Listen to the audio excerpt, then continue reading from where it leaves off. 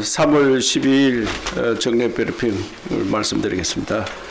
세계보건기구가 세계적 대유행을 공식화했고 서울을 비롯한 곳곳에서 집단 감염이 발생하고 있어 매우 걱정스럽습니다. 경상북도는 확진 환자 발생이 줄어들고 있지만 언제든 집단시설의 대량 감염이 우려되고 있기 때문에 사회복지시설, 예방적 코트, 격리 등 생활치료센터를 확충하고 있으며 철저하게 준비하고 있다는 말씀을 드립니다.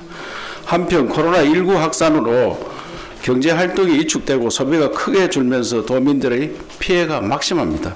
저희들이 분석한 바로는 전년 대비 숙박업이 72%, 문화여가업이 66%, 패션 잡화업이 64% 매출이 줄었습니다. 당장 소상공인과 저소득층이 생계 걱정에 시달리고 있는 상황이기 때문에 도에서도 TF를 구성해 갖가지 대책을 강구하고 있다는 말씀을 드립니다. 그리고 저는 오늘 각 정당 원내대표, 청와대 정책실장, 기재부 장관, 안내부 장관을 만나러 국회와 청와대로 갑니다. 국회의장도 시간이 된다고 해서 만나고 특별 지원을 부탁드리겠습니다. 대구시장님과 함께 간다는 말씀도 드립니다. 대구 경북을 특별 재난지역으로 선포하고 피해 수습과 경제 회복을 위한 대규모 특별 지원을 요청할 예정입니다. 금일 오전 0시 기준 경상북도 코로나19 확진 환자는 전일 대비 11명이 증가되어 누적 1,083명이 되었습니다. 11시 기준으로는 2명이 더 추가되었다는 말씀을 드립니다.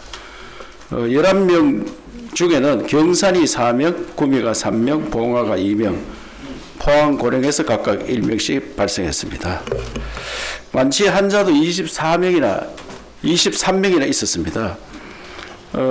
특이한 것은 경산의 1977년생 여성이 2월 29일 날 확진이 되었는데 병원도 안 가고 생활치료소도 안 가고 자가서 격리만 했는데 11일 만에 완치가 되었습니다.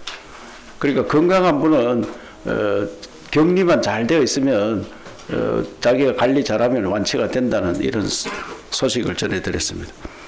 안동 청소년 수련원에 치료센터에 들어가 있는 분 4분이나 일주일 만에 완치가 되었습니다. 어제 퇴원했습니다.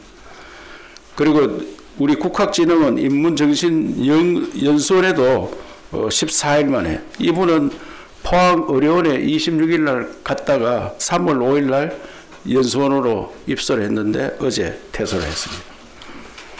3개 의료원에서도 5명이 완치되어서 나왔습니다. 안동의료원에서 2명이 나왔는데 한 분은 15일 만에, 한 분은 10일 만에, 또 김천의료원에서 1명이 퇴원하셨는데 이분도 19일 만에, 이분은 처음 발생했을 때 들어가서 19일 만에 퇴원했습니다. 포항의료원에서도 여성이 한 분은 14일 만에, 또 한 분은 13일 만에. 그래서 최장기간은 19일이고 보통 한 2주일 정도. 또 생활치료센터 가신 분들은 아주 건강한 분들이고 경증이기 때문에 한 일주일 정도 있으면 퇴원하는 이런 좋은 소식이 들려왔습니다. 청도 대남병원 정신 환자 11명이 완치가 되어가지고 이분들은 국립부국병원으로 이송되었다는 보고도 드립니다. 확진 환자 및 완치자 현황에 대해서는 아까 말씀드린 대로, 그런데 사망이 또 어제 2명이 있었습니다. 현재까지 사망이 총 18명이 되겠습니다. 푸른 요양원 입소자 90세 여성이 3월 4일 확진이 돼서 김천 의료원에서 치료 중 어제 사망했습니다. 이부 할머니는 기저질환이 고혈압, 당뇨, 치매도 있는 걸로 나타나고 있습니다. 경산에 거주하던 분이 2월 28일 확진이 돼서 포항의료원에서 치료받다가 중증으로 위급하다 이래서 국립중앙의료원으로 이원을 했는데 어제 사망했습니다. 이분도 고혈압, 당뇨, 협심증이 좀 있었다 이렇게 말씀을 드립니다. 병원 현황을 말씀드리겠습니다. 3개 의료원에 어제 9명을 입원시켰고 생활치료센터에 9명이 들어갔습니다. 이제 격리 상태로 대기 중인 분은 29명입니다. 오늘 중에 이분들도 병원이나 치료센터로 보내도록 그렇게 하겠습니다. 신천지는 어제 말씀드린 대로 다 조사가 완료되었고 예비 신도 그분들은 도저히 연락이 안 되고 외국 나가 있는 사람이 있는 건 더 이상 이제 찾을 수가 없다 해서 완료했다는 말씀을 드립니다. 그런데 어제 경주에 요양시설의 종사자가 신천지 교육생으로 밝혀져 가지고 어제 정말 깜짝 놀라서 검체를 했습니다. 해가지고 다행히도 음성으로 나왔습니다. 그래서 신천지 신도 전수 검체 검사는 현재까지 6,442명을 완료해가지고 확진자가 498명입니다. 확진율은 7.7%가 되겠습니다. 우리 일반 도민들의 확진율은 3.3%입니다. 오늘은 임산부에 대해서 좀 말씀을 드리겠습니다. 경상북도가 아이 키우기 좋은 지역을 만든다 했는데 마스크 사러 가는 것이 임산부들이 매우 힘들다고 언론에 많이 보도가 되었습니다. 그래서 우리 경상북도에 임산부가 몇 명이나 있느냐 하니까 2019년 1월 1일부터 현재까지 임산부로 보건소 등록 시스템이 있습니다. 등록된 사람이 15,211명입니다.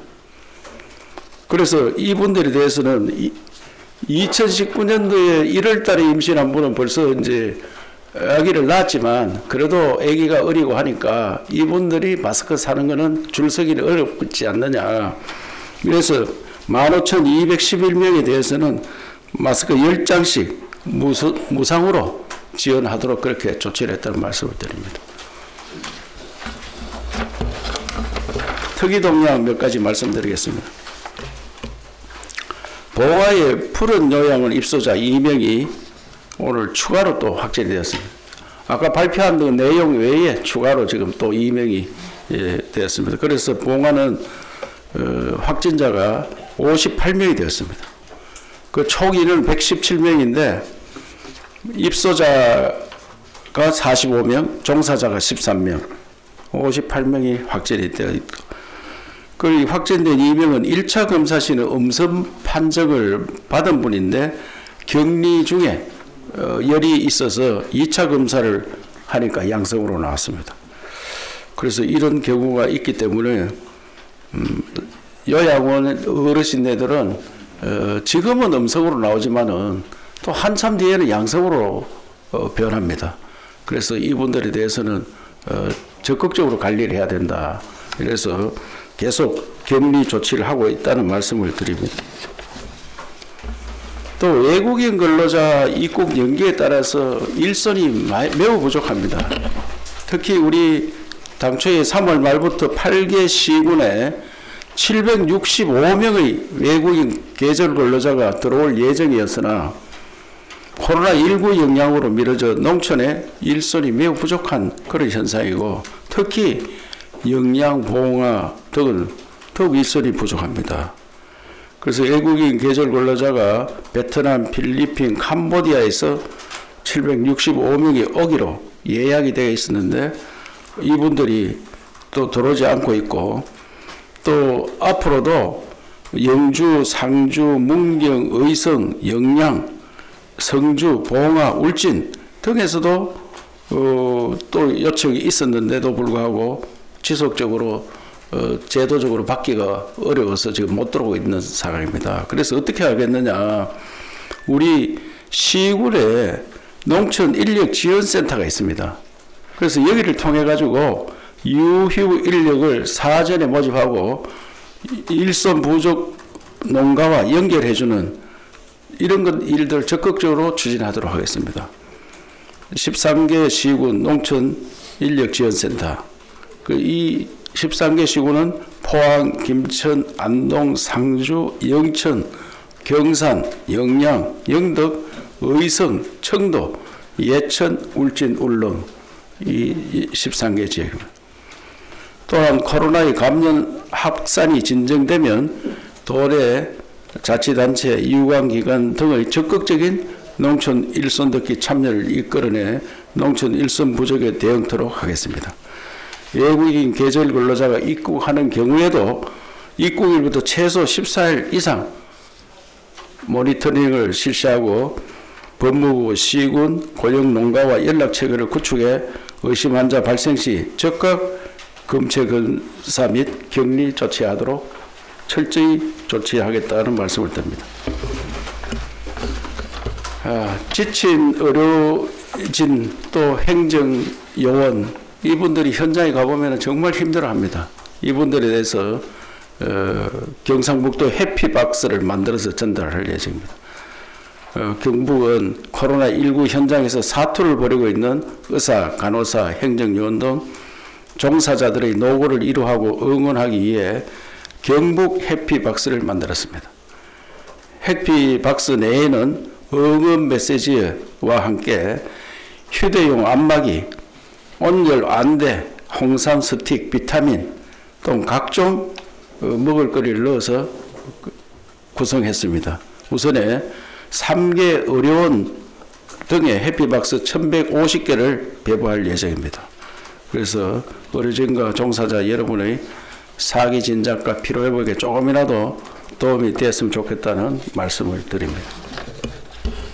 도내 또한 착한 임대료 열풍이 지속되고 있어서 매우 다행으로 생각합니다. 우리 도와 시군 등 공공기관뿐 아니라 민간 분야에서도 착한 임대료 운동이 꾸준히 확산되는 등 많은 도민들께서 어려운 시기에 자발적으로 고통 분담에 동참해 주고 계십니다. 포항 등 11개 시군 공설시장은 2,100여 개 점포에 3개월 이상 임대료를 50 내지 100% 감면합니다. 또 김천 등 7개 시군 사설시장에서도 70여 개 점포에 1개월 내지 2개월 동안 임대료를 20%에서 100% 감면해 주는 등 착한 임대료 운동에 동참해 줘서 더욱 고맙다는 말씀을 드립니다.